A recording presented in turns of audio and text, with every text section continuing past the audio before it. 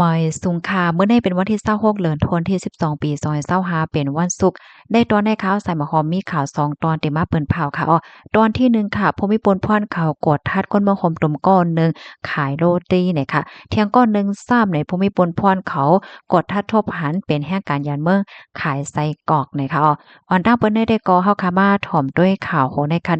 เมื่อวันที่23เดือนธันวาคมที่12ปี2025ข่าวยามกลางค่ำ5โมงปลายค่ะภูมิพลพรเขาเลยคมกันเสียก็ติ้งยอบก้มโตนายเออายุเลย20ปีเป็นก้นเมืองโคมตุ่มค่ะในตัวต่ำตั้งเพศที่ว่าขายตั้งกินโรตีเนี่ยค่ะตีหิมห้อมนาการบ้านม้าสีโบบ้านเจอเวงเมืองเจอตอนลำปนค่ะอย่าเอาตั้งพิษว่าโดยรวงเป็นแห่งการยานเมืองเหตุการณ์โดยที่มีไว้ขว้างนั้นก็เหตุการณ์อันเจ้าเก่ามีสุนไลเฮ็ดนะคะสืบนั่นภูมิพลพรเขาเนี่ยก็เอาตั้งสักเสร็จหลักฐานสิเอาตัวมั่นใจในส่งกว่าที่ห้องปลีค่ะขับเคิงปันตัวตามกว่าจำหนังหมายมีหวานเมืองมีเฮ็ดจังไหนคะหรือเสือนั่นภูมิพลพรเขายังเปิ้นผ่าปันฟังตื้นถึงปันก้นวันก้นเมืองแห่งการยานเมืองนั้นขนาดเนาะอำว่าได้เป็นก้นเมือง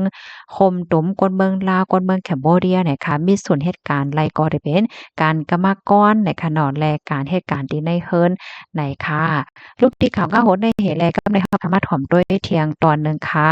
ในกอติงยอบกลมโตไหลก้นขายไส้กรอกในขวาได้เมื่อวันที่24เดือนธันวาคมที่12ปี2025ข้าวยามกลางคืนลือ11:00นปลาย40มินิค่ะภูมิพลพรเขาไล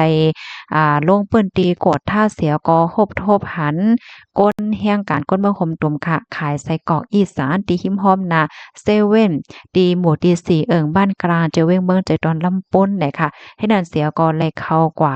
ต้องทำเสก็เลยฮู้ว่าเป็นก้นเมืองโฮมตุ้มเหตุการณ์เลยที่มีไว้ขว้างนั้นก็เหตุการณ์อันเจ้าก็มีสุนไลเฮ็ดขายไส้กรอกอีสานเนี่ยค่ะสืบนั่นก็ไล่เอาโตมั่นใจในส่งกว่าที่ห้องปลิเสียก็คับเคิงกว่าจำหนังหมายมีวานเมืองมีวานังในค่ะข้อมูลตอนในค่ะเลยปีมาที่ห้องการข่าวเรื่องราวเกี้ยงใหม่และลำปนในค่ะเนาะ